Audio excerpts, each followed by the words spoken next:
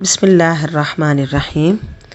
اللہ رب العزت کا فرمان ہے، الحج اشہر معلومات، حج کے کئی مہینے ہیں جانے ہوئے۔ حج کے مہینے پورا شوال، ذی قعدہ اور ذی الحجہ کے 10 دن ہیں۔ حج تو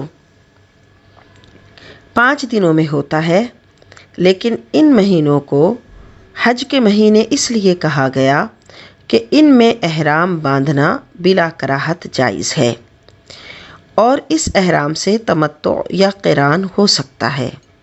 کیا مراد یہ کہ شوال سے پہلے حج کا احرام نہیں باندھ سکتا، شوال کے مہینے سے حج کا احرام باندھے گا۔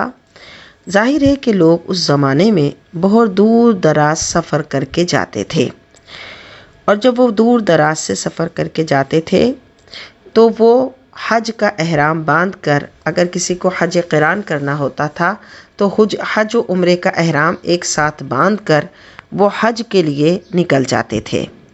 اپنی اپنی مسافت کے لحاظ سے نکلتے تھے، کوئی شوال کے مہینے میں ہی حج کے ارادے سے نکل جاتا تھا اور کوئی ذی قعدہ کے مہینے سے نکلتا تھا، کیونکہ وہ مقامات بہت دور ہوتے تھے، سفر بڑا طویل ہوتا تھا، اور جو سفر کے جو اسباب ہیں وہ ظاہر ہے اونٹ وغیرہ یعنی جانور ہوتے تھے، جن کے ذریعے سفر دیر میں طے ہوتا تھا۔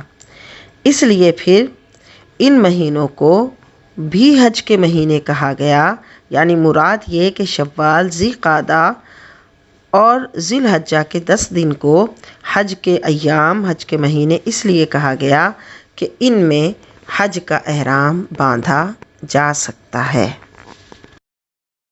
اور اس وقت جب کہ طویل سفر ہوتے تھے اور کسی کو حج کے ارادے سے جب نکلنا ہوتا تھا تو اگر وہ شوال میں نکلتا تھا تب کہیں جا کر وہ ذو الحجہ کے مہینے تک وہاں پہنچتا تھا۔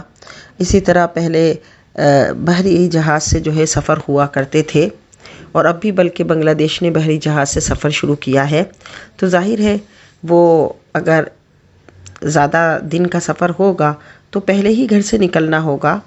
ہاں، اس میں یہ ہوتا ہے کہ گھر سے نکل جاتے ہیں حج کے ارادے سے، لیکن ظاہر ہے کہ جب میقات آئے گا، جیسے بنگلہ دیش، پاکستان، اس طرف کے جو ممالک ہیں، ہندوستان، ان سب کا جو میقات ہے وہ یلملم ہے۔ تو جب وہ یلملم کے قریب پہنچیں گے تو اس سے پہلے ان کو احرام، یعنی مرد تو ظاہر احرام کی چادریں باندھتے ہیں، تو احرام کی چادریں وہ باندھ لیں گے اور پھر احرام کی نیت کریں گے۔ گھر سے ہی نیت کر کے جائیں، یہ کوئی ضروری نہیں ہے۔ بہتر مزید دینی معلومات کے لیے دیکھتے رہیں ندا نسیم آفیشیل۔